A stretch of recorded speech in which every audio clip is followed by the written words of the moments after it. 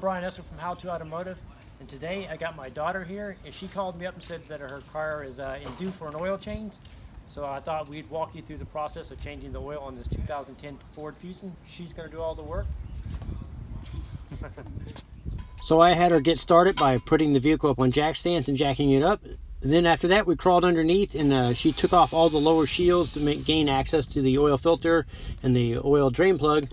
If it looks like she knows what she's doing, that's because I've had her change her own oil before, and she's hung out with me a few times in the shop. She's going to be going off to college soon, so I wanted her to know some basic car care. Even if she doesn't do the work herself in the future, at least she knows what's going on with her car. So the front cover on this vehicle is for the oil filter, and a little further back we'll have to remove a second cover back there so she can gain access to the drain plug. And we're not using any fancy tools on this job, just tools that we had in our home toolkit, which is pretty basic tools. So once she got the two covers removed, we slid the oil bucket underneath, and then she cracked the drain plug free. Yeah. All right, you should go ahead and loosen her up.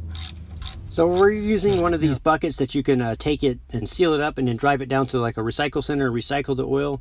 I'm going to take it back to my shop. So she went ahead and drained the oil out of it. You missed. Push it forward more. Yeah. And as you heard there, I was too busy filming and paying attention to her. We missed the drain bucket. A little bit of oil got on the ground. It's dripping on me. That's part of the oil change. It's gonna get oil on it.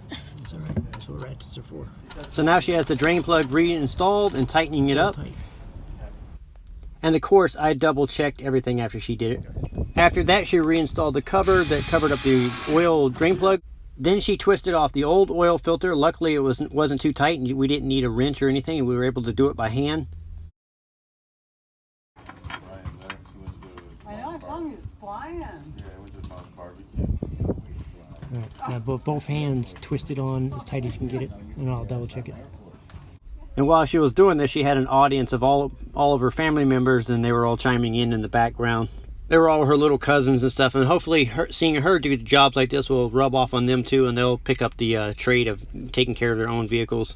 So I had her wipe everything down, and after that we reinstalled the cover that went over the oil filter here, put the screws in.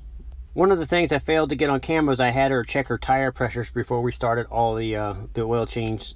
Once she finished putting the covers back on, and she pulled the old oil out and cleaned up underneath, then I had her jack the car back up and remove the jack stands and lower the vehicle back down to the ground. Go ahead. So we looked up in the service manual, and it says it takes 5 1/4 quarts on an oil change, so I had her fill it up with 5 1/4 quarts.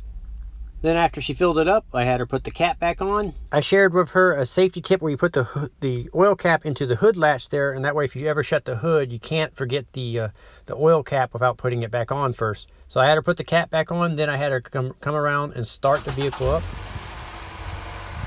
Let it run for about 30 seconds. After that, I had her double check the oil level.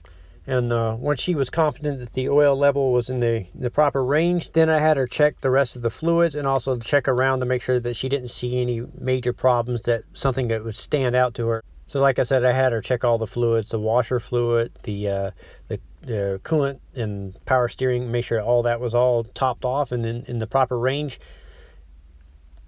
Then I had her look up in the service manual how to reset the maintenance light on the dashboard. So she looked it up, and then she walked us through the process. So she just cycled through the maintenance menu with the switch on the left bottom corner of the steering wheel. And then when she got to the oil life, then she just pressed the reset button and held it down until it reset. I'm Brian Esser from How to Automotive. I'd like to thank you guys for all the support.